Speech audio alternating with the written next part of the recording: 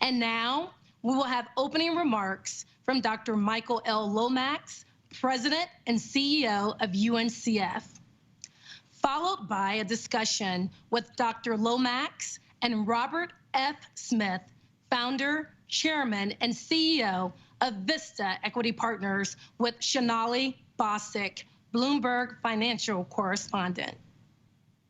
Over the last year, America has had a crash course on the importance and impact of historically Black colleges and universities, commonly referred to as HBCUs.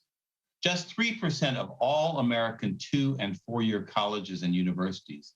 HBCUs enroll 10% of all Black college students, produce 17% of all Black college graduates, and 25% of all Black graduates in STEM, science, technology, engineering, and math. Increasingly, researchers are recognizing that HBCUs for 150 years have been the primary engines of Black social and economic mobility, moving generations of low-income, first-time Black college-goers from poverty into the middle class by producing 50% of all Black teachers, 70% of Black doctors and dentists, 80% of Black judges. Strikingly, within 10 years of obtaining a degree from an HBCU, the average HBCU graduate earns $71,000 annually. HBCUs have produced a who's who of Black achievers. The first Black Supreme Court Justice, Thurgood Marshall, Nobel Peace Prize laureate, Dr. Martin Luther King Jr., literature laureate, Toni Morrison, and actors and artists too numerous to list.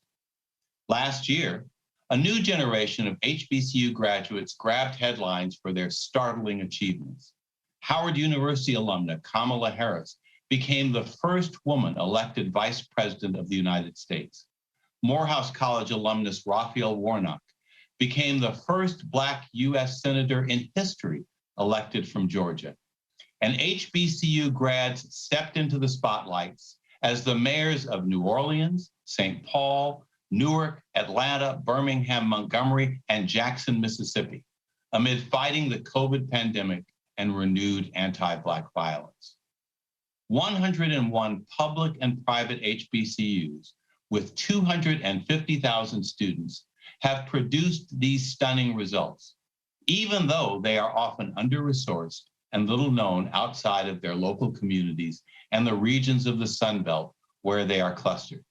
At the United Negro College Fund, UNCF, where I am president and CEO, we say that HBCUs punch above their weight.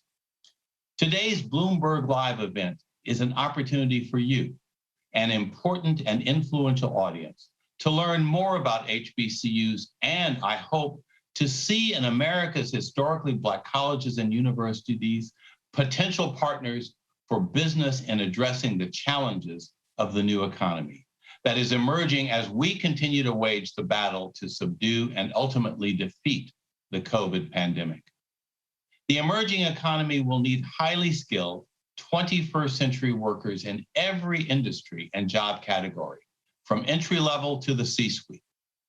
The call to action today is for you to learn more about HBCUs and then for each of us to consider opportunities to further engage, partner with, invest in, and co-produce with HBCUs a stronger economy with more diverse and equitable participation. HBCUs can be extraordinary resources and collaborators with American business today and in the future. For 77 years at UNCF, we have worked with our Black colleges, raised $5 billion to support them and their students, helped over 500,000 students earn college degrees, and every day we have reaffirmed the truth and wisdom of our motto that is the foundation of all that we do. A mind is a terrible thing to waste, but a wonderful thing to invest in. I hope you will be inspired by HBCUs, the path to prosperity, and join in the work of America's high-impact, historically Black colleges and universities.